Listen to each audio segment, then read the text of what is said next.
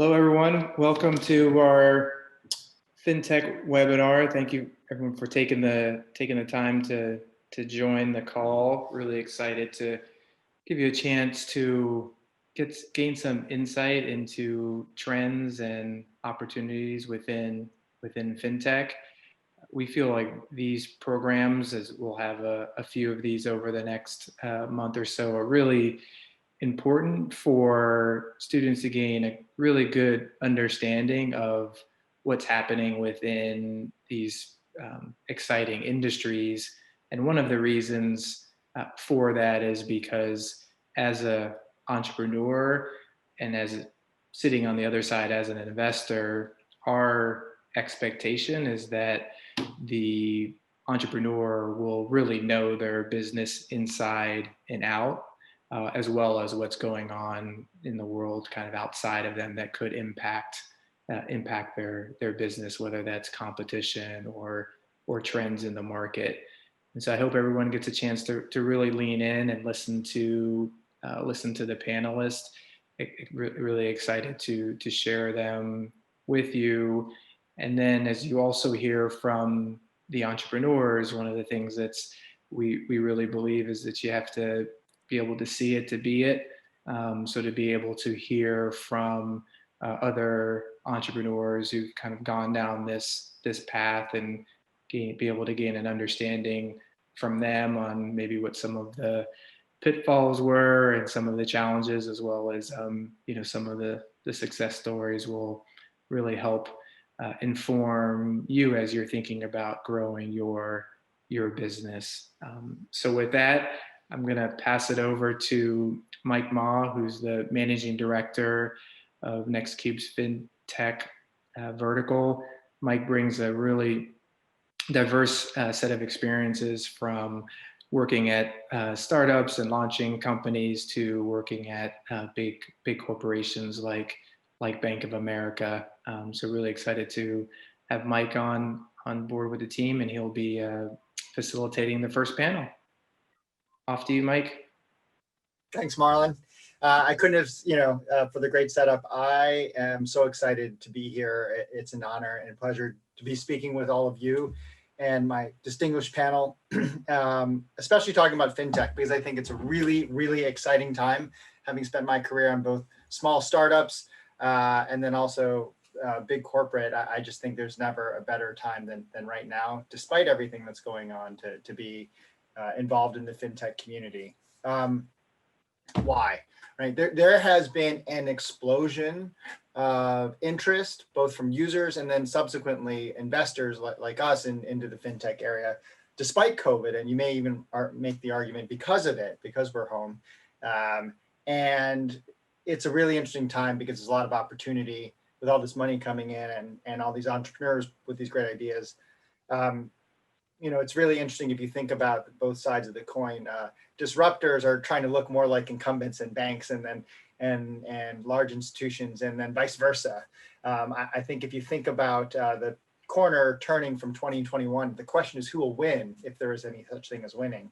So as you think through different opportunities for companies large or small, and you may be considering different opportunities for yourself in these different institutions, I'm excited to have this panel to understand and unpack what some of these trends may be for both sides of that let's say conflict or battle.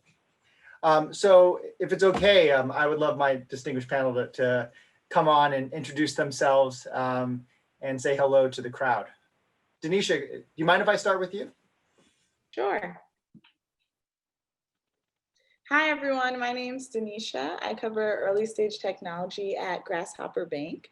Prior to joining Grasshopper Bank, I had a startup, an ed tech startup in college called Plucked, designed to help colleges meet their enrollment goals. The students applied for free. And prior to joining Grasshopper, I also was at Silicon Valley Bank, both on the venture capital side and the early stage founder side. We also have Rodney. Rodney, would you mind introducing yourself? Great. Hello, everyone. I apologize that my camera is not on. It will be on shortly. But I'm Rodney Williams. I'm the co-founder of Listener, as well as Solo Funds. Listeners about an 8-year-old startup in the contactless payment space.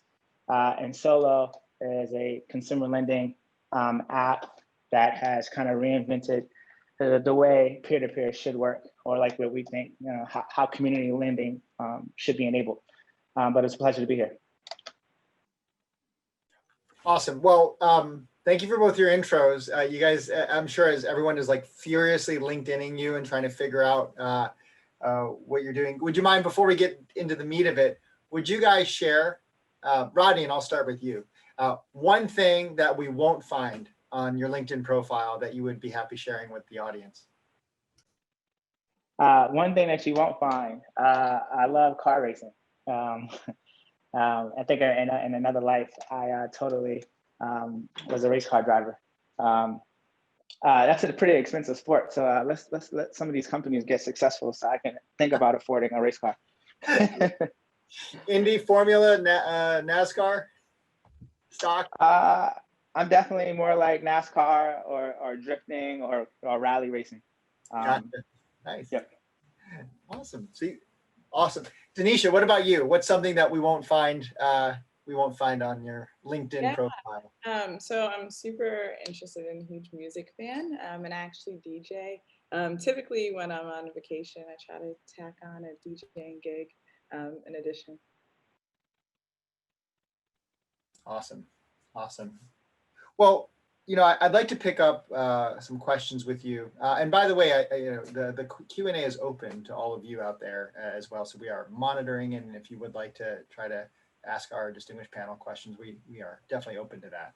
But I get the first crack. So I'd like to pick up where I started the intro, and particularly being on the startup side. What do you guys make of this explosion that's been happening in valuations and investment in almost like every aspect of FinTech?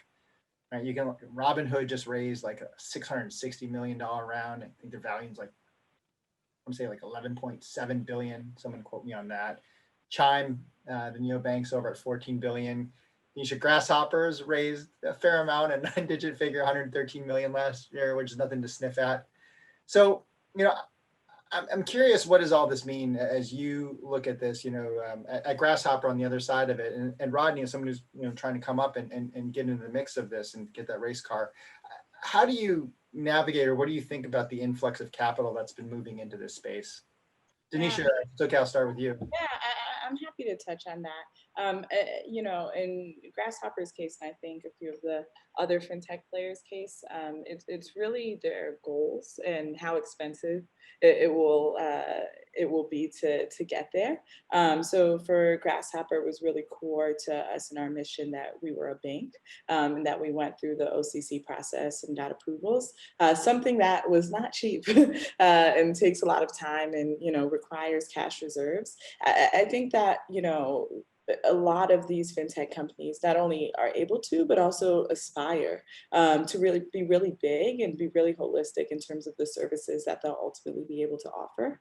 And they recognize that that's going to take a lot of work and a lot of resources. And so they kind of build that war chest in the beginning. And then I'd also say, given the space, FinTech in a lot of ways can be a commodity or feel like a commodity until it hits a certain point. And so customer acquisition cost is higher, and you're most likely dealing with a longer sales cycle. And so you really need to be able to have the cash to weather it. But what I think ultimately on the investor side, they're willing to give so much money is because they realize that once they have a wedge and once there is something sticky, either on the consumer side or even the commercial banking side, that most times that those customers are pretty loyal and stick around. Well, you said a lot. I want to unpack that for the crowd. And Rodney, I'd love you to chime in on this. I mean, a couple of things. I don't know if it breaks news to people. When you said, wait, we did our own bank, are you telling me like Chime and Ascension, like they're not banks? Yes. So I'm happy to. And you say OCC Bank. Can you tell me what that means? Yeah, so there's been, an inflection of tech companies and tech companies in the financial sector. Something that's really important to know, and I don't think that many people realize, is a lot of times, a lot of the fintech companies being built are being built on top of another bank. So essentially, you as the consumer, we'll just call it X bank, you are doing, your banking, or you interact with X bank. But underlying, your money is actually being held at another bank, right? And so companies do this for a few reasons. So as a startup, getting a banking license is a long, costly process. And typically, to be able to be licensed as a bank, they like to see senior executives at other banks, right? So if you have not worked in banking, it's actually pretty hard to get a license to become a bank. And so as a result, it actually does lead to more innovation, right? Because it lowers the barrier in terms of in which people can start fintech services that utilize banking products or banking tools. So because of that, a lot of the banks that you think exist, if you read the terms and condition or you read the fine print, you will actually find that there's an underlying bank that they're working with. This actually in our world came to play a lot of times with PPP. So for the payroll protection program, you had a lot of companies going to what they thought was their bank, only to realize that their actual deposits were at another bank. So they were beholden to the processes of the actual true underlying bank. Rodney, I think this would be great for, as you look at solo funds and what you're doing on the other side of the coin. I'm kind of curious how you think about this. Like what I heard from Denisha is like, there's a lot of capital going in there because part of it's going towards becoming a bank and some of the big heavy regulatory parts that are expensive. No, What do you have any comments on the other side of someone who's trying to come up and how you break through with all that? I mean, fintech is extremely expensive. And it's expensive not just on, I mean, even in a younger company, obviously you have to build on top of products that are readily available. But even in that process, it tends to be pretty expensive. And then on the other side of it, everything about fintech and consumers is expensive. The moment you touch a consumer's funds, the moment you promise a return or experience or whatever it is that you're trying to go to market with, when there's an issue, it's an expensive issue. It turns into customer service issues. It turns into bad ratings. So you can't launch a fintech product, even in its infancy, where it has a ton of issues. You just can't. And that's a dilemma that I think a lot of early fintechs have, that why you start to see such an influx of capital. I would tell you that, Solo to date has only raised about 6 million. And it's still an infant, it's a baby in comparison, just because of what it takes for that company to ultimately live up to the vision that it wants to live up to one day. I will note, because this is a room full of minorities, I don't necessarily think the playing field is even yet. There are some incredible fintechs that are being started by individuals and founders that look like you and I. And I think there needs to be a lot more awareness on them. A lot of them are doing some incredible things. But I think those are some of the things that I think, as we start, what fintech is really ultimately doing is creating products for a lot of people that look like us. And then now we have founders that look like us. And that needs to start to also receive the same amount of funding as well. Yeah, I'd love you to build on that, Rodney. I mean, I think you're doing some really interesting stuff at Solo Funds. It caught our attention at NextCube when we've been sourcing the space. Can you talk a little bit about, go ahead, you have some time. Tell us a little bit more. People may know more about Grasshopper as a larger business bank when you have raised 9 figures, right? Can you tell us a little bit more about Solo Funds and for your mission and people like us and how that comes to play in what you're doing? Yeah, I mean, Solo Funds is one of those fintech stories where we came to market and we said we're going to do something very, very different, and if we have success, we should be rewarded for it. What we're ultimately up to doing is that we basically created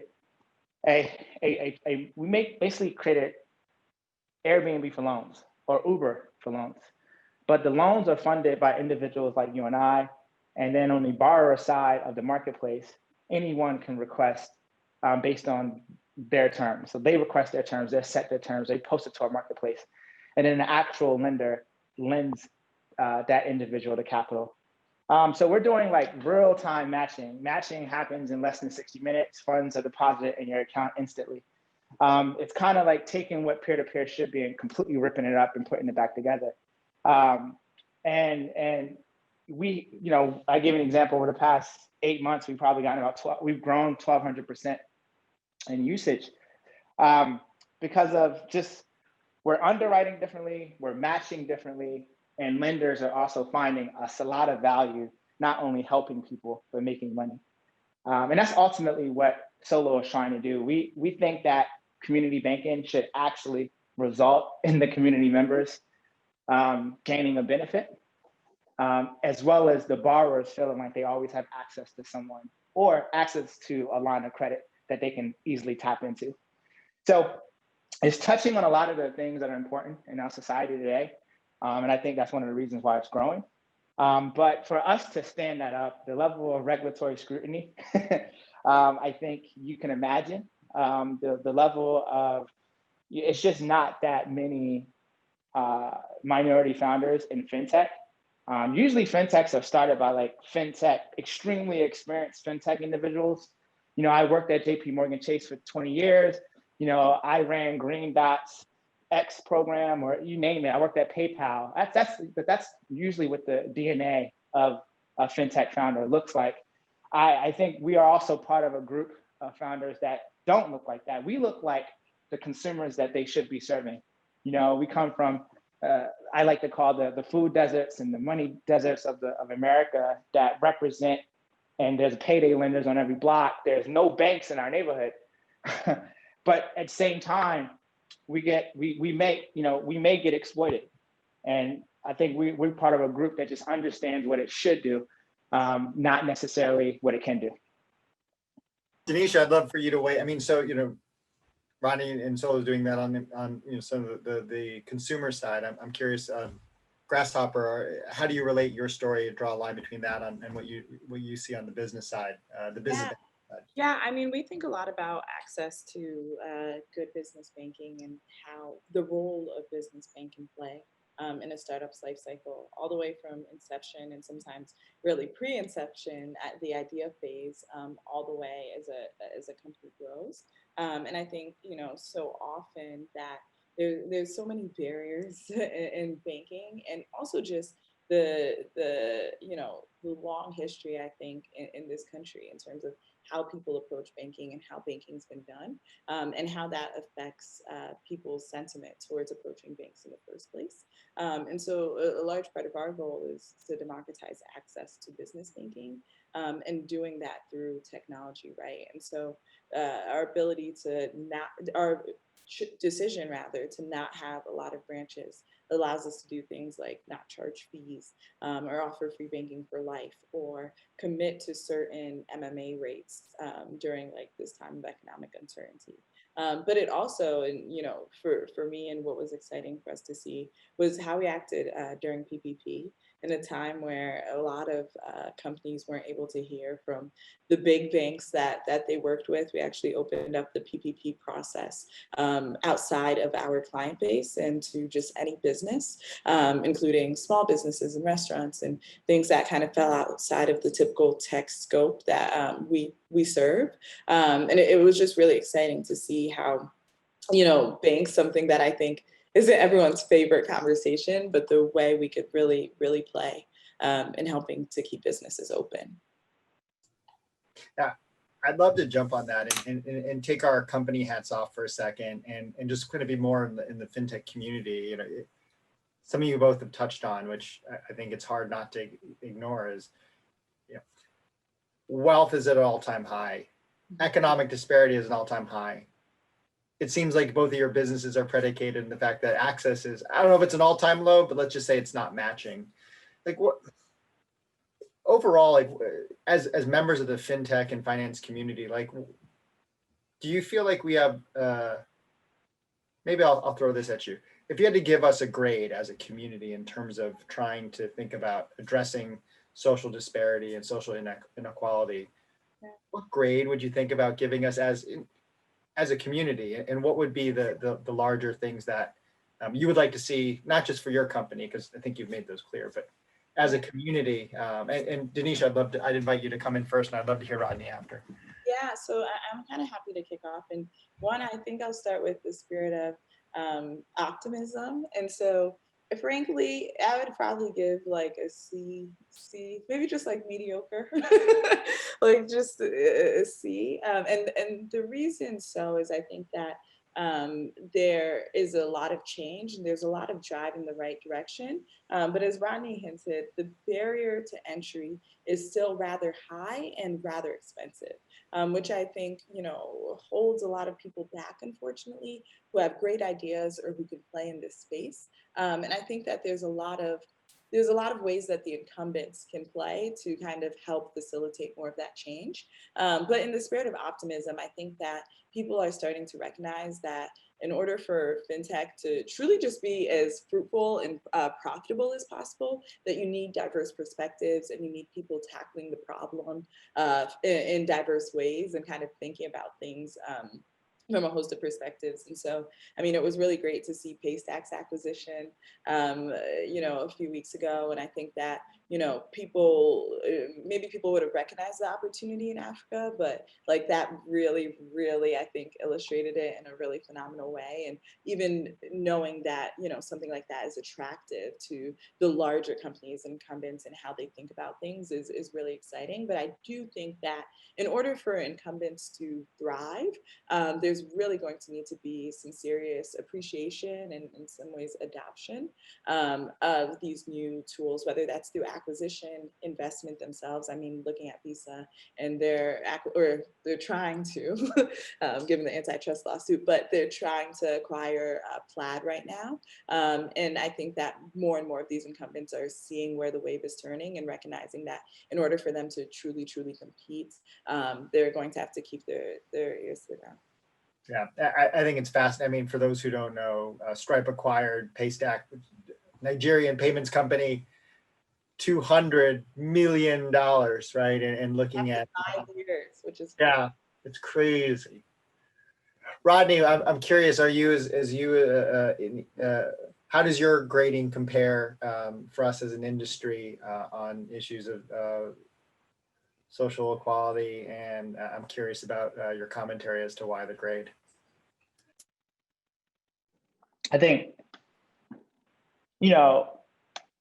I don't necessarily think it's a bad grade. I think the wealth gap that we've had in our society has been there by design for a very long time. It's not a new problem. I like to think that you only can grade like a new problem or a new test. I can't really grade the accreditation of this college or university. It was started well before me. So I think the wealth gap in the structure of our financial community has just been in place for a very, very long time. With that said, I think in today, there is more opportunity and access than we've ever had. I think why it's a conversation is because there's voices and there's attention to why it should even be better. And that's the sentiment that you feel. And that's what I hope you feel for myself. So honestly, I mean, I've graciously, I've had the opportunity, especially with my first company, Listener, to travel the world and kind of advocate my technology and visit so many different places and to come back home and to see the opportunity that I have to build the organization that I have built and what's next. I'm just looking forward to it. The things that are happening in Africa are incredible. And honestly, they've been happening in Africa for 20 years with African-based companies. So it's exciting. But I mean, there's a number of companies there that have been getting investments by Visa and MasterCard, including both my companies have gotten investments by Visa. So I think people are paying attention for sure. We got to get that attention to a little bit more of the VC community as a whole, because there's definitely opportunities there that I think still have some room to grow. Yeah. I want to build off some of your comments and build off to try and reach around to a question from the chat, which is like, how do you get around this? And I assume this is like the barrier to entry, right? The high fixed cost of getting into the space. So let me try and redirect that question. If I'm an entrepreneur that's trying to think about how to break through in this area, what's your advice for how to turn that corner and break through this big kind of fixed barrier in getting into FinTech? I'm curious about some of your advice for those who may be eyeing a run at this space or wanting to make a dent in the space. Rodney, do you want to start us off? Yeah, I mean, I think the rule, brick by brick, day by day still works. When we started this, and we started it solo 5.5 years ago, even though the app launched 2 years ago, even though we really started to get success 6 months ago. But that story started with our first $50,000 investment that really came from an accelerator that actually pushed my co-founder to move across the country. He was living in New York. He moved to Columbus, Ohio to get it done. Then he moved to Cincinnati, got another 50,000, and then he moved to Kansas City. The only reason why I'm telling you that story is that we just decided it's going to be pretty difficult for someone like us to go out and get that big check. But what can we do today to get the next $50,000? What can we do to get the 100,000? What can we do to get the first million? And we really just became students of building components, showing that the components work, showing success in any way that we can, wait lists, traffic, whatever you can build partnerships and then ultimately get to a place where you can warrant what you need. And I think that still works. I think because, like I said, what I definitely have learned, you don't want to build it too fast and it hits market and you have a ton of problems. You're managing people's sensitive information and you're moving money from one place to the next. You need to build it the right way and you need to establish confidence from the very first transaction.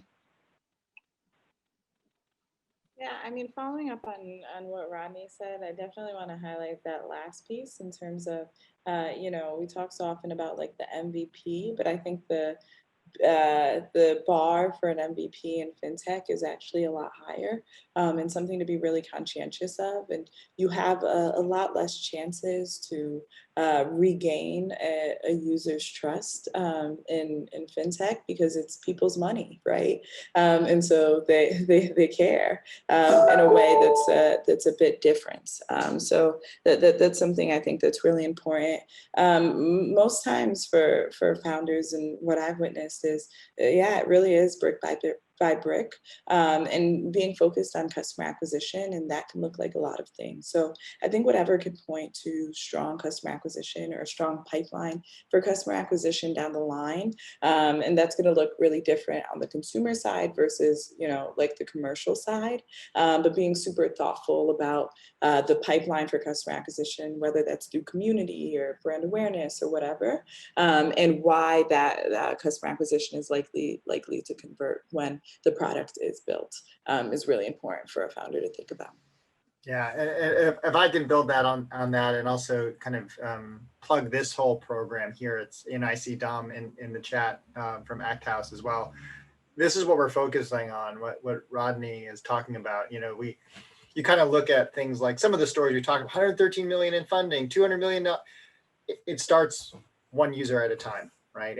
And what Rodney said is exactly how we think about the early stages of entrepreneurship. And we talk a lot in NextCubed about doing things that don't scale, right? And starting small, not just because it avails yourself to the resources around you, but it lets you, I think, like Rodney talked about, it's like it lets you fail fast and make sure you're on the right track before you get overextended. And that's what we're going to be working on. It's a lot of what the first two workshops have hit on from a skills basis. And that's really where we're going to be focused on acquisition, recruitment, getting people, and failing fast in the customer's eyes and in public. So let me, I talked about a lot about how stuff has been awesome because, in spite of COVID, I'd be remiss if I didn't ask a little bit, like, COVID, FinTech, your operations, how have they been affected? I'm curious if you have some commentary on that. I mean, you mentioned PPP. I'm sure that has been a big part of Grasshopper's business, but I'm curious, just broader comments about how COVID's affected your business. Yeah, I mean, for us, it was a real exercise in thinking about how we want to show up as a bank and what that looks like when we can't do it in person. Before COVID, I spent a lot of my time in ecosystems that were very supportive of and really wanted to amplify the work, including Atlanta and Miami. And so thinking about what it meant to support these ecosystems virtually it has been a challenge, and I think something we're still learning and working through. And also just realizing like what this meant for the market overall, right? So we saw a lot of businesses sunset. I never have seen so many loan requests come in 1 week when COVID first started. Businesses wanted to ensure they had extra runway or working capital line so that they didn't have to lay off their staff. And just really realizing that like at the end of the day, we're all humans. And these are human decisions that's being made. And while technology is great and capital is great, we're doing that to empower humans. And so in some ways, it was a really great reset, but it also allowed us to kind of get to know our customer and the challenges that they might face in different ways, and in ways that we didn't think about. Now, with that being said, there was also a lot of moving pieces, right? Like the SBA was figuring out how to disperse a ton of money, more money than they've dispersed recently. So we were learning to roll with the punches and adapt our technology and be flexible in a way that our clients and broadly the community needed. So that's definitely been interesting. We had to sunset a lot of things and take a pause on a lot of things to really evaluate what folks needed right now and make sure that we're able to deliver on that. Yeah. Oh, sorry, go ahead. No, it did really well for us. For the most important part is, hopefully we're in a recession. Let's just be clear, and we don't know how long it's going to be. But one of the major components of a recession is the credit market restriction. So the big banks that actually lend money start having higher qualifications to actually lend. So they actually start tightening up. So it's not as easy to get a loan as it once was. And then you have government assistance. So let's think everything outside of government assistance is tighter than it's ever been. So all of these FinTech lenders aren't necessarily lending at the way they used to because they're ultimately funded by the big banks. So when you think about our model, where our source of capital is actually people who look like you and I, because the other flip side to credit or market restriction is that your money market account or your CD account or your savings account is not yielding the interest that it once yielded. So then you have a significant amount of Americans that are looking to put their money into something that actually makes them money. That's why I believe you saw the huge increase in some of the things that Robinhood would do, but also some of the things that even Grasshopper is doing with their yield promotion. So where Solo started to get into the mix is that a lot of our lenders were putting money into our marketplace and receiving a significant return. What made that safe, because every investment has a risk, is in April, we actually, and this was coincidentally, we didn't plan it alongside it. We had been working on it for almost 8 months, but we actually launched an insurance product or insurance feature that you can opt into when you're lending. And then in the event a borrower does not pay you back, Solo actually gives you credits on behalf of that loan. And then obviously you can then lend a subsequent loan and ultimately get your money back. And the combination of that and some of the things that we did from a fraud standpoint, lenders just started to flood out our platform. And we'll go back to customer acquisition.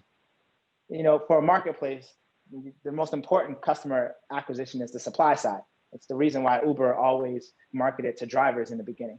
So if lenders all of a sudden are lending more, there's no shortage of people in need because we're in a recession. So that combination has allowed us to help more people than we ever thought we were going to be able to help in 2020, to be completely transparent. We're well above any forecast that we decided. But what I would say is that we're so excited that we're able to provide this resource. One of the other things too that we did in this year is that we decided not to underwrite based on historical or traditional credit scores. We wanted to underwrite based on what we truly saw in your bank account. And the reason why that's important is because, I have family members that may have had a job or don't have a job, but sometimes they drive Uber, sometimes they deliver Postmates. I have their DJs, they have a t-shirt business on Etsy, you name it, but their income is a lot more diverse than an accredited job or a job that you have set hours. And what we did is we wrote an underwriting model that was able to assess cash flow and your ability to hustle and get through this pandemic. In that mindset, though, we were able to underwrite significantly more people than your standard fintechs. And that's also part of the story for solo funds. Well, I think we we're, on the first half, I know there's gonna be two parts on this panel, just to get the first part of the panels out. We have some new people coming on for just as we rotate in and out for Calvin and Denisha. You both have experiences on both larger companies, ranging, Silicon Valley Bank, Procter & Gamble, and then you guys have been on the entrepreneurial side. What advice would you give this crew as you're kind of eyeing, like, okay, what do I go work and do a startup? Do I go do large corporate? Can I switch? How do you guys think about the dichotomy as you're kind of moving in and out and thinking about your own career? And what advice would you give this crew? Do you want to kick off, Calvin, or? Yeah, I'm happy to do so there. Hopefully you all can see me and hear me well. Perfect. Yeah, cool. All right. So in short, I think that it really is going to depend on what is the vision for your life. There's a lot of great experience that I gathered working at a big corporate, was able to set up and run the first digital project management office at Lincoln Financial and roll out a bunch of digital apps and things, which was great and really helped me to accelerate my own learning curve to my own startup. But then I also did, come right out of college and start my own firm. And in many ways that helped me to think in a more, kind of gritty and kind of an MVP type of fashion. So it really can be no wrong path. It really just depends on what are your current situations when you come out of school. Like if you have a lot of student loan debt, you have to work, then you have to just go down that road. Fortunately for me, I was blessed to where my folks helped me out. So I didn't have much debt, so it gave me the freedom to start a business. But now with having a family, and you're starting to do it now, it's a bit different. So I mean, it really is going to vary depending on those couple of factors. But there really is no choice as long as you continue to find your way to work your passion. Even with working a full-time gig, there's still 16 hours a day minus 7 for sleep, and you can find a way to do both. Hey, Calvin, can we back up a second? I feel like this is like a party. I love people just rolling in and out. Can you let's back up for just 30 seconds. Just tell us who you are, and you gave us some dots around Freeman and Lincoln, and what you do. But just why don't you just level set us and bring us home for who you are and a quick bio. I will. So my name is Calvin Williams, the founder of Freeman Capital. Forgive me for being a little late. I had to do some traveling, and you could hear a 5-year-old in my background. That little thing there, yeah, that's him there. Oh, good. 2020. Exactly. And so, but I am the founder of Freeman Capital, which is the first SEC registered robo firm that is doing financial planning in the nation, and it is our mission to close the racial wealth gap in less than 50 years. I have been in technology my whole life, was recruited at 17 to build top secret computer programs for the Department of Defense, parlayed that into my first company. Then I did some work at Lincoln Financial, and here we are now, and we are growing, and we are just helping folk out by giving them 3 actions every month that help them increase their net worth. That is what we do at Freeman Cap. Awesome. I see we have Crystal Barker who joined from Morgan Stanley. So Crystal, we're we're rolling through this discussion right now, and the question on the table, like, small company, big company, I'm interested in FinTech. I'm kind of curious how you think about it and what your perspective would be on a question like that. Well, first, Absolutely. a quick We'll bio. give my name and overview. Yeah, Right. Okay. Absolutely. So, good evening, I guess, everyone. And my name is Crystal Barker. I run financial wellness at Morgan Stanley. And so what that actually means, and I'll walk through quickly my background. So I spent my entire career at very large firms, but was really focused my career on helping organizations and individuals navigate really complex financial decisions. So I started out first as an investment banker, then became a private wealth advisor at Goldman. And then the Goldman team asked me to build out their first robo-advisor. So that was my opportunity to get my hand and feet wet into digital technology within that FinTech space. That opened even more doors to where Morgan Stanley came knocking and said, can you come over here and build out a solution for us that provides digital financial planning, education, as well as going on site and working with a lot of the companies that we do business with. And so that's what I do today. I run a business there and grown it over the last 2 years since I've been there. So this question about FinTechs, we get this a lot. And I think the broad thing, there's not a right or wrong answer. It's really the type of career that you want to build. I'm a person that likes to get up and wear suits every day. I work with Fortune 500 companies. I'm an investment banker at heart.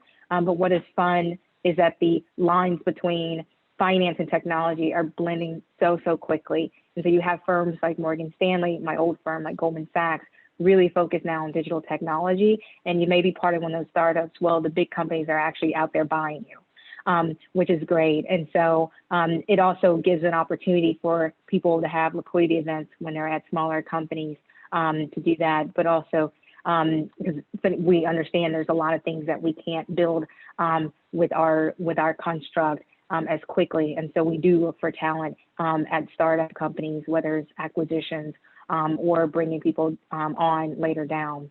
But I think there's also the flip side for people who want to start out at a larger firm just to get the diversity experiences.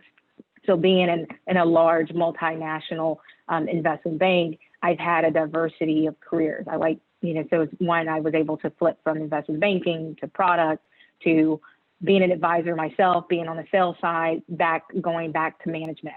I've been able to scale. My team started out with just 7 individuals. We're now up to 30 in 1 year. And our client base, we started out with 100, like really small amount. Now we're working with over 1 million participants in our program. Next year, we'll be up to 4 million. So the scale that you can get in a large company is something. But I don't think it's a bad or good thing. I think it's just what type of company do you want to work for? What are the values? What is their strategy that makes the most sense here? I chose a larger firm because I wanted the diversity and experiences. But I know change takes so long in doing that, which is why we're buying our way into innovation. It just takes longer. But I've also liked being a leader and also having that visibility across Wall Street coming through a large firm. So I know Mike I took a little bit more time than needed there, but just welcome and thanks for welcoming me into this group.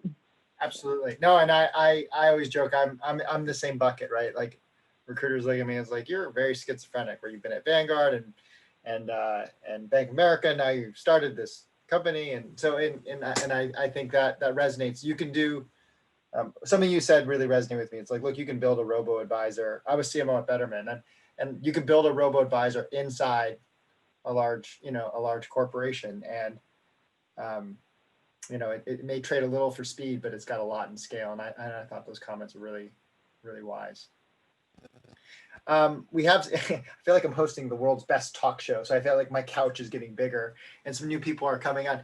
Tanya's doing some really interesting, Vancourt's doing some really amazing things at Goal Setter. I was wondering if I could invite you into the conversation and give a little introduction yourself. And as part of that conversation, I'm kind of curious your perspectives on since the question on the table is big company and small company.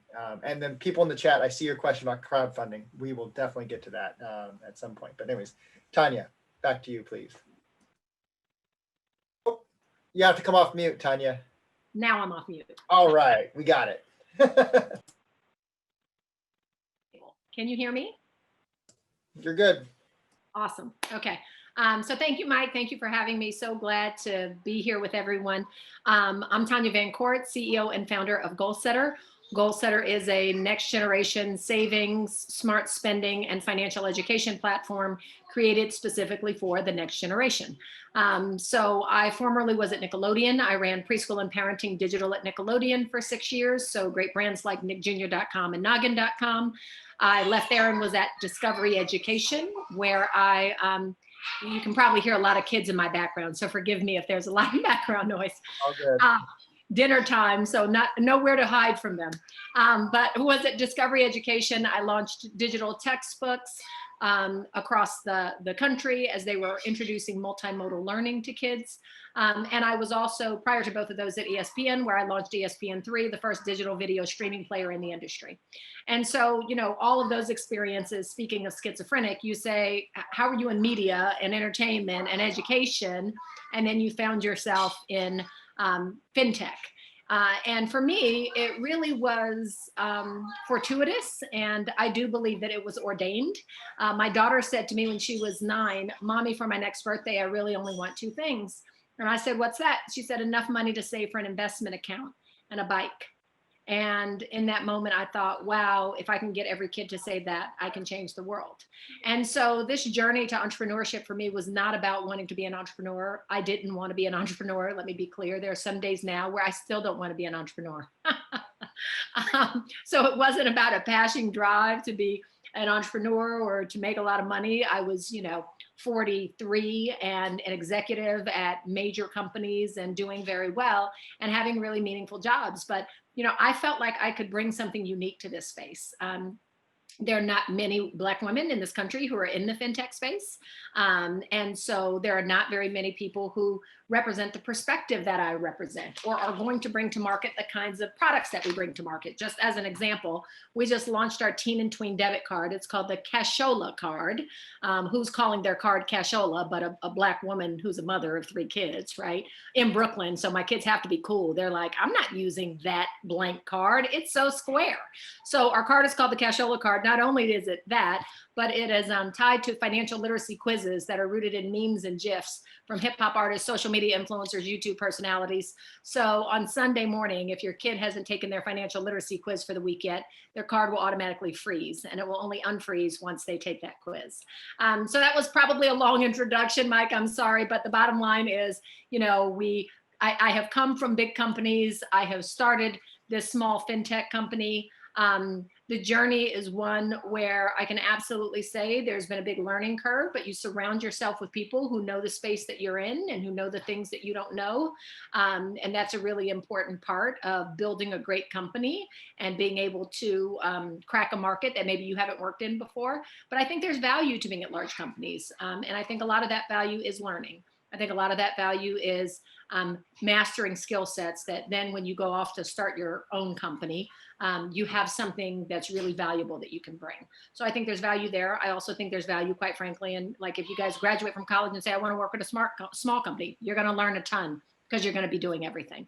And speaking of that, we have internships available. So anyone who's interested in learning a ton, please contact me. I'm happy to be your training ground. Awesome. Thinking, I love this idea both in terms of personal development, going back before big company and small company. And Crystal, one of the things that we had set up this panel and talking a little bit earlier about is you can kind of capture, whether it's a war or not in FinTech between, large incumbents trying to act like startups and startups, acting like incumbents. I'm curious where what you make of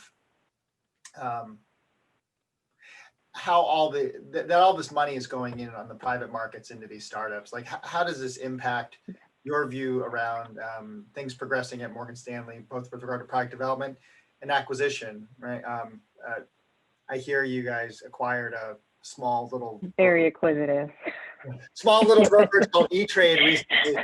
So I'm just kind of curious how Oh, yes. a little small Oh, yes. stock brokerage. $13 billion. Exactly. Exactly. Oh, very acquisitive. That sounds like we're in the market. We're in the market. So it's not only the comment there was for those who do follow financial sector news. Morgan Stanley just announced the closing of the acquisition of E-Trade. I was actually part of the integration committee for that.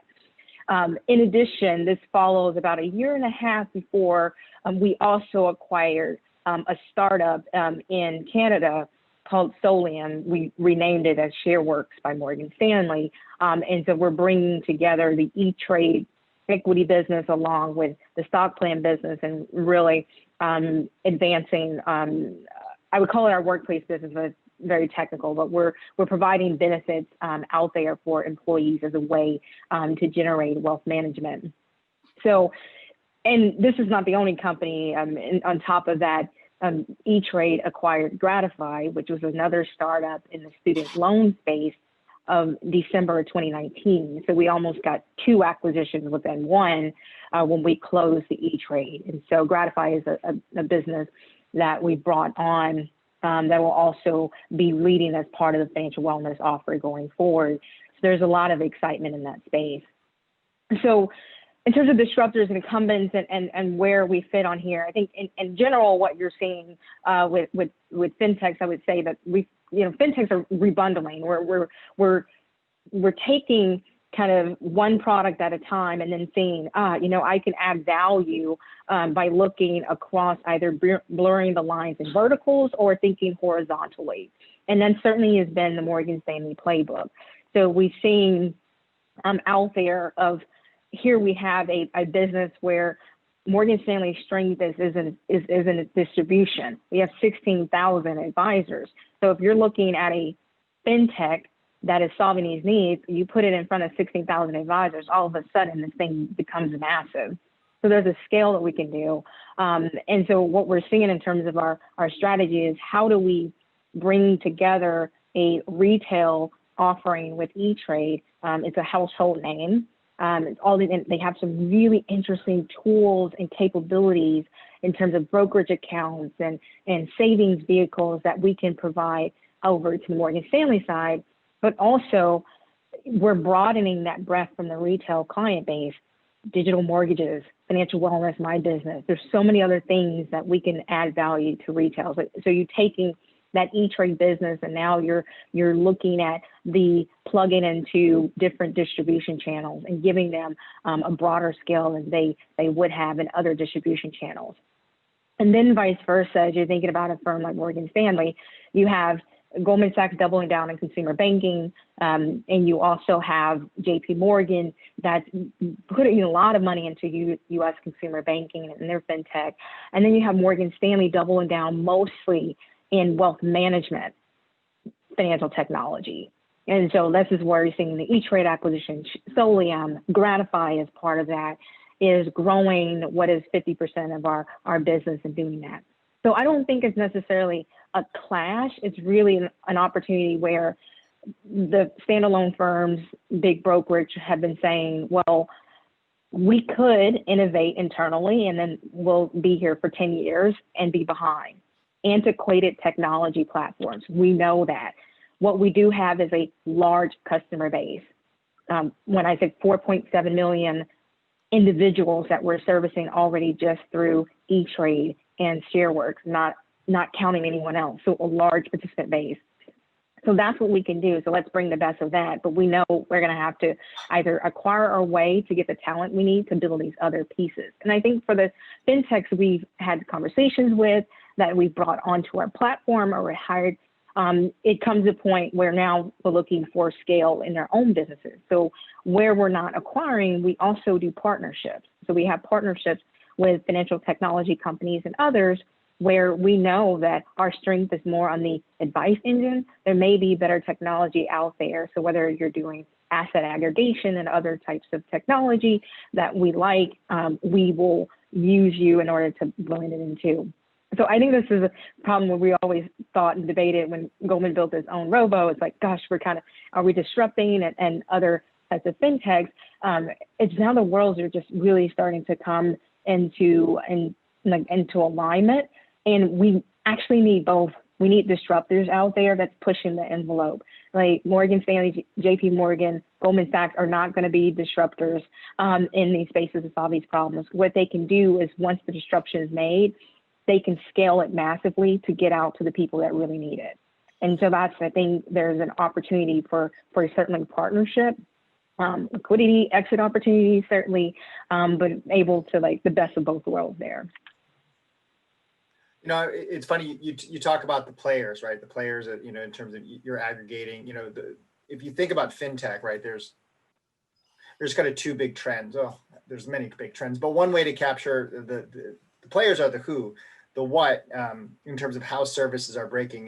The terms are like, the terms you hear, if you kind of flip through the pages is unbundling and open banking and open financial services. And Crystal, you talked about bundling, and some people called it rebundling because it's bundling 2.0. Said simply, one is breaking things apart where I can take banking as a service where anyone can be, where Peloton can become a FinTech company, right? And by just using a small sleeve. And on the other hand, it's what you talked about. Like, well, we're putting the band back together and grabbing everything and putting under one roof and scaling.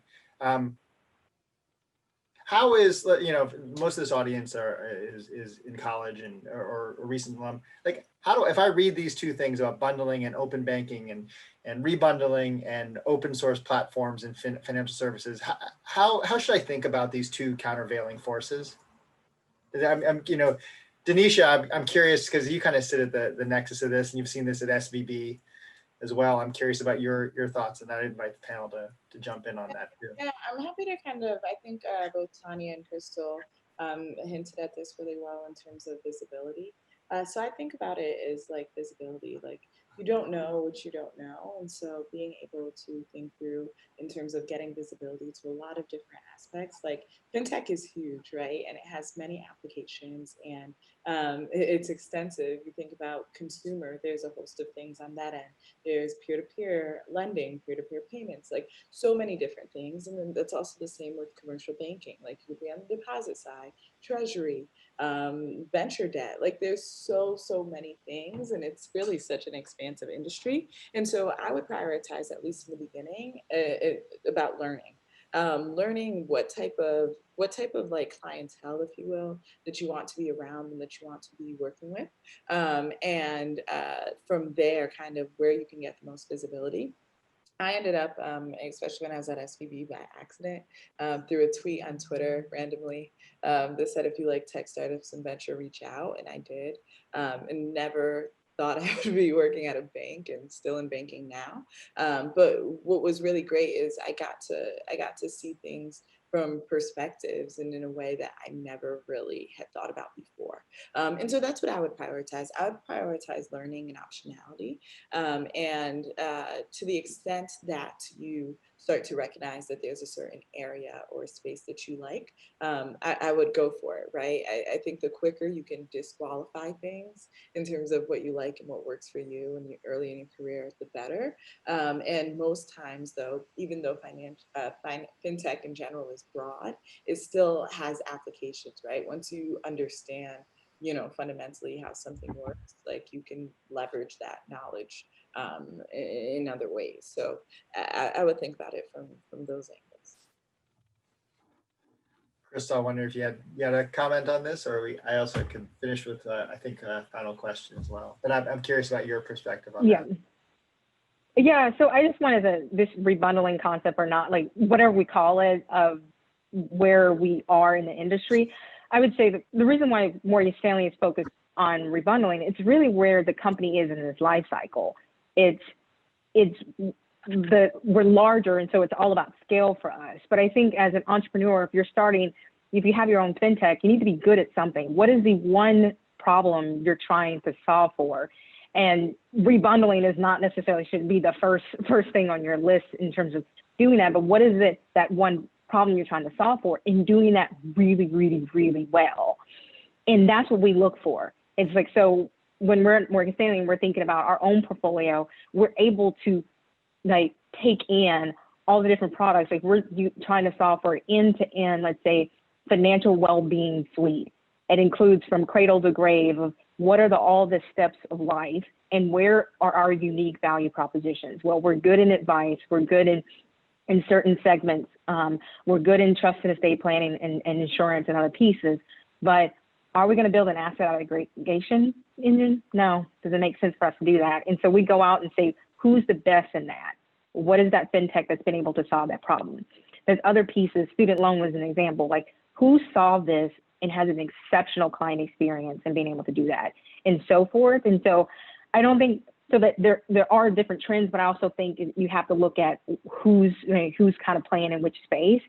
Like we're not going to be the preeminent, call it monoline on an asset aggregation experience, like a personal capital here. Sure. We We would more likely acquire in that because our unique value proposition comes to the distribution being around 440 years.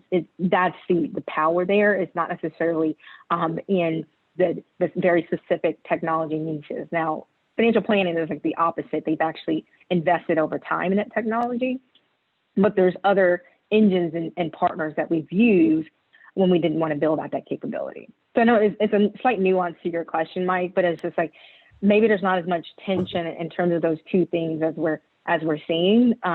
It could be more about certain areas picking their strategy based on what we think is going to last the longest. Yeah, and actually, Crystal, your comments actually spurred a thought about what may be a good final question to end on. Around these larger trends that inform that thesis, whether that inform your build buy questions. Since we've beaten the snot out of COVID as a trend, I'm curious as you guys look to 2021, at least I am. What are the big trends in maybe just 30, 40 seconds that you're looking to, not named COVID, that may inform your operating plan for the next year? Crystal, would you? I'm curious if you wanted to start, or Tanisha. I'll Yeah. leave it to you because I think this is the part where we leave after these comments. Oh, no, that's absolutely fine. And I would say like through COVID, we've seen a third of American households have had an experience in a drop of their income. And it may not be that they lost their jobs, but they had a drop in their income.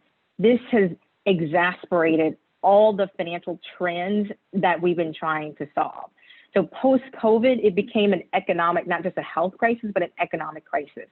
It has accelerated our digital transformation to provide personal finance tools to the mass affluent and to the mass market. And so that's what our strategy will be going into 2021 and 2022 actually from that.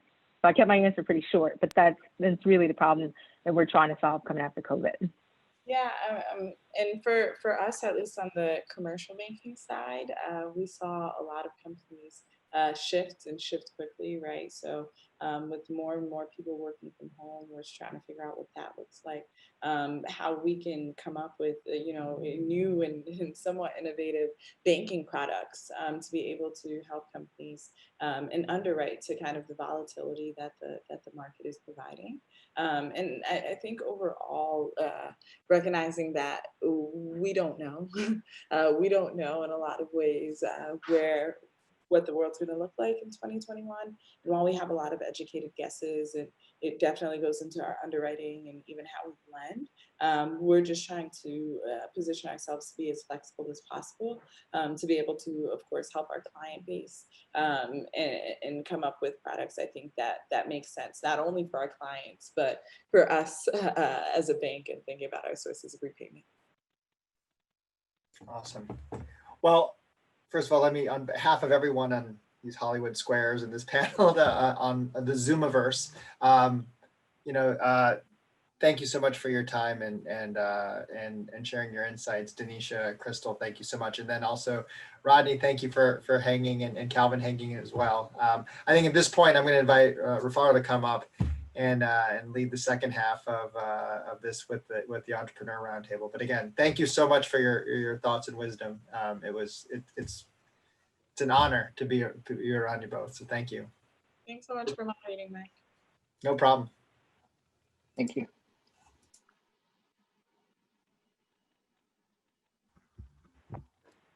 Hi, everyone. My name is Rafaro. And as I was listening to just all the speakers and everything that was going on, I was really thinking, I really wish I had access to such an event when I was still carrying out my graduating thesis and I was doing my research on FinTech and just financial literacy because it would have made my job a lot easier. But I definitely did learn a lot, and I hope everyone's learned a lot. But I guess I want to start by just throwing a question to um, Calvin and Rodney by asking, because I know you did attend HBCUs, Yep. and I went to Southern University, and so just really curious to find out, um, what your HBCU experience was like in terms of how did that impact you right now, and yeah. And just real quick, you said you went to Shaw? No, I went to Southern University. Southern U. Oh, okay, cool. Yeah, Cool. Yeah. okay, So yeah. I went to North Carolina A&T in North Carolina. So Aggie Pride. I don't know if there are any Aggies out there, but gotta say that. I will say that it definitely framed who I am now. So I mean, from crossing and joining a fraternity as a freshman to going on to being student body president and launching my first company at A&T. That was a foundation. It gave me a basis of kind of confidence and faith in what I could do, as well as it really taught me the importance of building out a network. Because at HBCUs, like you have to navigate, sometimes stuff can be a little janky at times. I mean, I love my school, but that's how it is. And so, navigating and like building those relationships help you to, extrapolate that outside of just the HBCU and then into the rest of the world. And I think that in many ways, there's a little chip, at least I'll say, on my shoulders. At HBCUs, when you go and pitch, they go, "You've been to what school?" Like they call it a AT&T. Like they have no clue. And so like there's always like this little bit of a motivation to like really go out here and do the very best, just so that one, it just helps represent for all those who are coming behind us. Like, yeah, we chose to go to an HBCU on purpose. Like it wasn't an accident. And we're just as great as everyone else. Now, our networks, our endowments may not be as encompassing as some of the larger PWIs, but I think that especially in the age of Black excellence that we are entering, that it makes life pretty good. So yeah.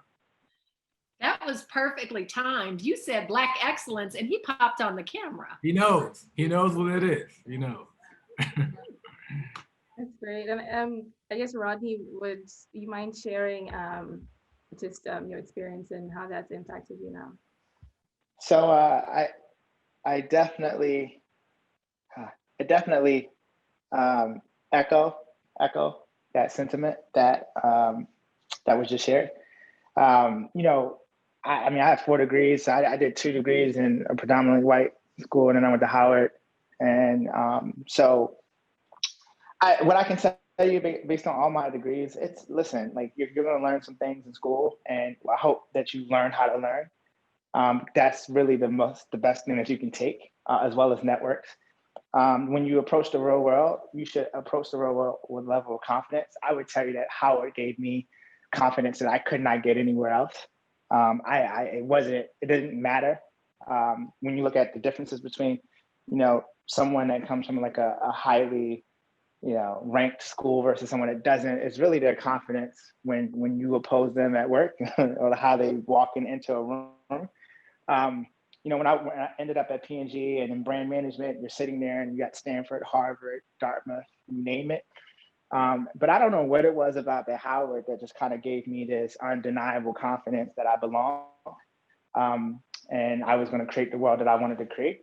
So for me, it completely prepared me for what I'm doing today, more so than any other school that I attended. And I'm excited to be a Bison, obviously, for no reasons that I'm going to share that isn't so obvious already.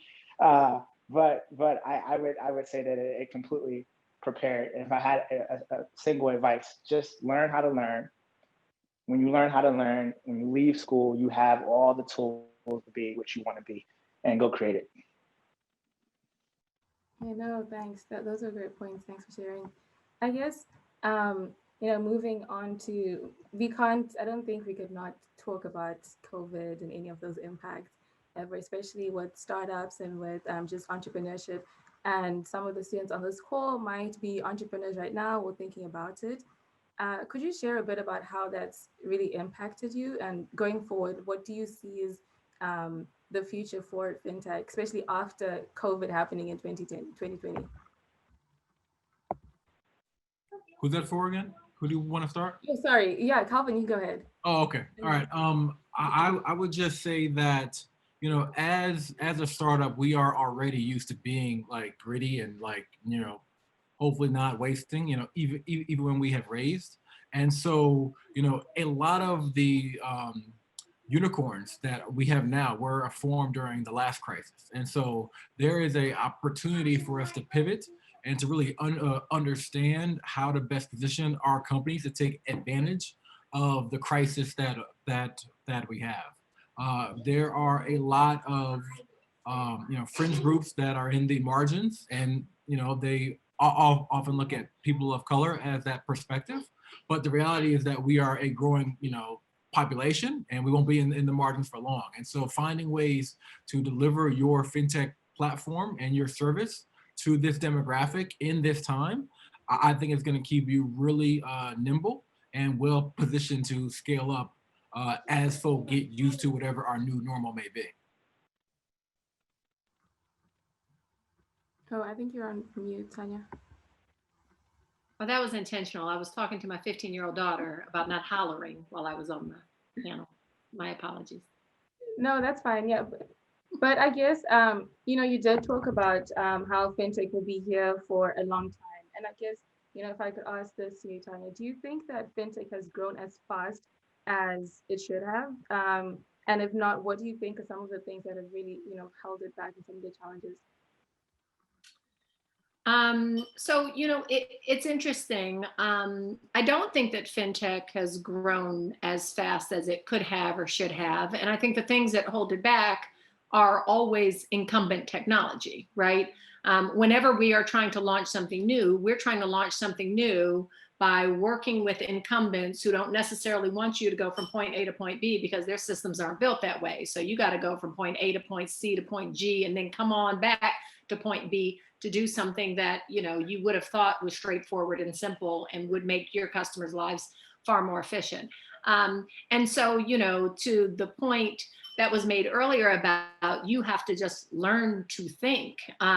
That's what FinTech is all about. It's about solving problems. It's about solving new problems that have never been solved before, about people telling you no and you saying, but yes. And so, whenever you have to do that, it's going to take longer for you to get there. But, if you're tenacious, if you're confident, if you're all the things that we talked about. And by the way, I happen to have gone to Stanford, and I couldn't agree with you guys more about HBCUs providing a level of confidence, providing a level of security, providing, a level of nurture that people don't get from PWIs. And I think all of those are really important. It's why my 15-year-old, who I'm hollering at now, but normally I'm hollering at, like, girl, you need to go to an HBCU, I'm telling you. And this is her mom who went to Stanford. So yes, I do think that it has been slower, but I think that this next generation is impatient, right? This next generation is like, I'm not doing all those ridiculous things that you guys did. You want me to write a check?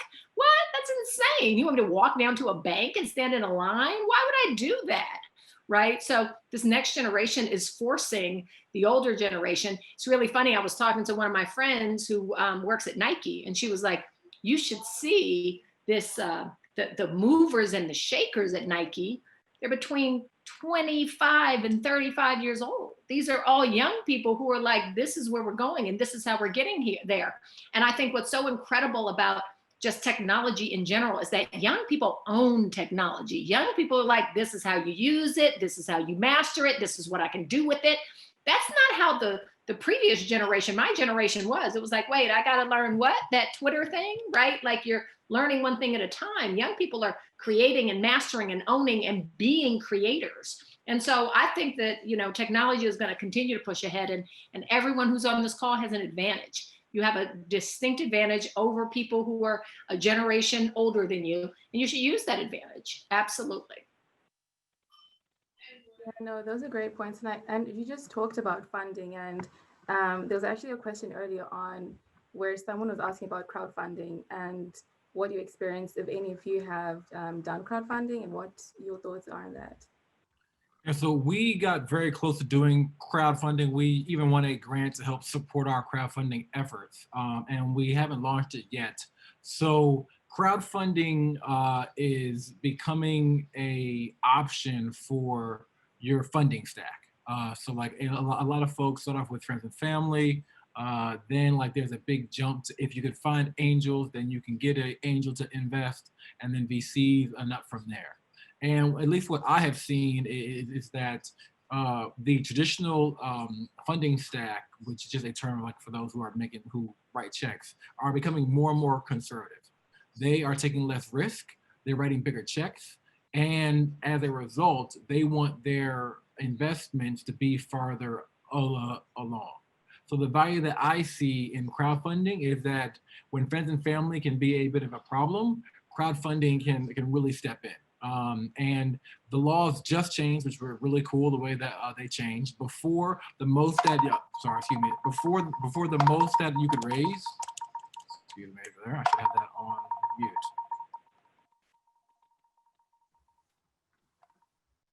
Before the most that you could raise was 1.07 million, and you could not have more than you had to have 6 months between each raise. So like if you raise 200, so if you raise 25K and you close, you still had to wait 6 months to do another round. Now with the new rules that the SEC just rolled out, maybe in the last 30 days, they now let you raise up to $5 million, which is a game changer. It really kind of puts the other funding sources in competition, and you only have to wait 30 days between each raise. And so what that means is that if you have a network, if you have a community, you can leverage that community to get you investments. And we will probably still do a crowdfunding round. We'll probably wait till we close this seed round now. But it is like a really nice way to move forward. You just got to be really careful with a couple key points, and then I will hush up. The first is that each crowdfunding platform has minimums. They might not promote it on their website, but when you talk to them, you'll find out that they do. Like they have a certain level of traction that they want you to get because they want successful companies to be on their platform. And then the second thing is that it's going to be important that the platform that you choose is going to be able to roll all your individual investors into one line on your cap table. A cap table is a list of all the folks who invest. In previous years, each individual person through crowdfunding would be a line on your cap table. So let's say Mike put in $100, Rodney put in $50, whatever. But now with the new crowdfunding rules, most of the platforms roll all of those folks into one line on your cap table, which future investors like a whole lot. So I can talk about crowdfunding for a little bit because I'm probably going to pull this trigger soon, but that's probably a good primer to get us started. Yeah, would anyone have anything to chime in on that? But thank you. That's great. But I guess the next question as well is, as we know, the fintech space is definitely solving a huge problem.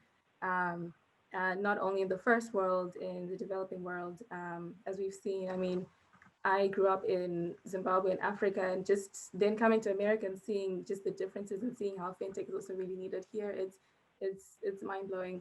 But I guess what industries or markets do you think could develop from some of the issues that fintech has not yet solved? So with you and your ventures, I'm sure there are many problems you still tackle, and some that probably you may see fintech has not had the opportunity to address. Is there any industries or markets you feel that could develop from that?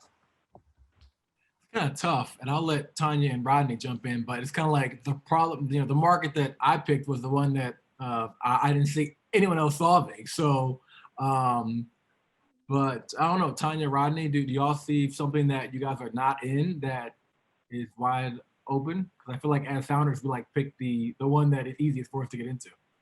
Yeah. Oh, go ahead, Rodney. No, thank you. Yeah, I mean, because of solo funds, yes, I do think lending is wide open. I don't think anyone has, there's lending products for certain segments of the market, but I don't necessarily think it's ultimately changed. I think the way we underwrite needs to, I think there's opportunities there. I 100% think, the FICO score is not completely telling. I think that there's, so definitely opportunities there. Cross-border banking is also, I think there's opportunities there for sure.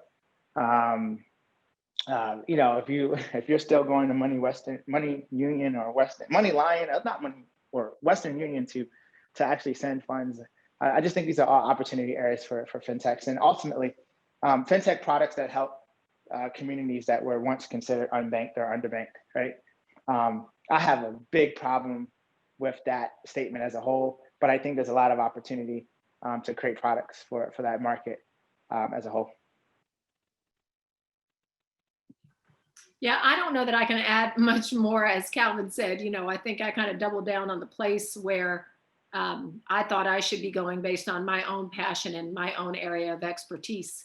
I will tell you that what's interesting is, I came into this market and everybody said kids finance is not a thing. And then when white men entered the market, suddenly it became a thing. So, no matter what piece of a market you enter, you're going to find that the minute you start talking about that market, the minute you start, creating a little bit of noise in the market, other people will enter that market. And that's just how it goes. And so, you got to be prepared for a fight. There's never going to be any, wide open market that stays wide open forever. Yeah, and the only thing that I would add is to possibly frame the question from a different perspective. That if there's a wide group of people that you see are having some sort of a problem, start there. Like, look at your own experiences or your peer group or whatever, and then do some market kind of research and see what type of pain points they have. And then you can use that as motivation to find a opportunity that no one else looked at. So like the beauty in being Black is that we have a experience that is different than other people. And so we see things differently. So that's a opportunity, especially by 2040, Black and brown people will be the majority of the US population. So like that is great, but then the challenge may be later on getting funded from, other folk who won't see it the way that you do, but that's just part of the joy of being a founder. No, that's great. And I guess also, before we wrap up, if there's any advice you'd like to give to students. I know this has been a crazy year, 2020, and I know they say, entrepreneurs are birthed in very challenging times. What advice would you have for student entrepreneurs right now? I would say you have nothing to lose. I started this entrepreneurial journey when I was 44 years old with 2 kids, a well-paying job and a well-paying career, and had a bunch of sacrifices to make. You're used to being broke in college, right? You're in the middle of a pandemic where there aren't that many jobs available anyway. I mean, you have nothing to lose and everything to gain. Now is the time for you to, start something. And by the way, even if this isn't something that eventually blows up and becomes your exit, it's something that will help you to get amazing and valuable skills so that the minute folks are hiring again, you're going to be like, I did A, B, C, D, and E during the pandemic. Now what? And so, do everything that you possibly can now and just gain that skill set, gain that experience, and maybe something beautiful will come of it in terms of an exit, but maybe something beautiful will come of it in terms of your own personal growth that will lead to your next exit down the road. And Tanya, I completely co-sign that. So I came from a different experience where I started my first company in college, I turned down jobs to do it full time. And I had nothing to lose. It was just me, I was used to eating, bad anyway. So I just kept doing that at that time, and so, but I learned so many lessons that, gave me the edge to be where I am now. I thought that my first thing was going to blow and pop. It didn't. But what it did was that it helped me leapfrog when I then went back into corporate. And so you really cannot lose in doing it. It really is a great time, because worst case, like, you can go back to your parents' house maybe, which no shame in that, like I did that for like a stint, right? It kept the cost low and I was able to put money into a business. And so I think that this is a great time to do it and then roll from there. Yeah, Rodney. No, I think you should always take the most of your risk. I think you should take the most of your risks when you can afford to take them. And there's no easier time to take them right now. It's the cheapest amount of risk. Like, you don't have much responsibilities. You don't have much to necessarily lose, but you have so much to gain. You're going to be competitively more marketable than most, I promise you. And you can leverage that.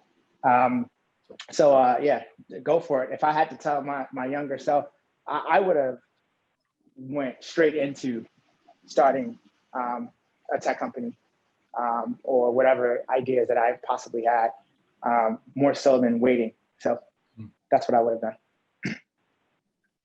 Yeah, thank you. Such great gems and such good advice. So I'll definitely hand it over to Marlon, and thank you all.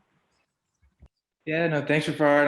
I'll go ahead and close it out. That was amazing, just throughout the entire panel, the amount of information that we covered. I think we ended in the right spot, just in encouraging everyone on the line now to go ahead and think about how they might take advantage of everything they've learned and lean into something. And it feels a little risky right now, but like the panelists said, this is the best time to dive in, as while you don't have as many responsibilities that you're needing to take care of.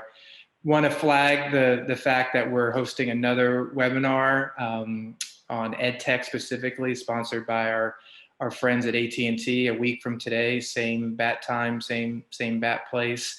So really encourage you, even if education isn't something that you're thinking about for your business, similar to FinTech, every business is in some form or fashion an education business, in terms of being able to educate your customer and your consumer on your tool, and guiding them through the process. So I think there's a lot that you'll be able to get out of our next webinar, even if you're not thinking about launching an EdTech company. In the interim, make sure you're being really active in the Slack, asking questions, learning from one another. There's a really great, community there that can help you as you're thinking through your business. And so thank you so much for taking the time. Look forward to seeing everyone here next week at the same time.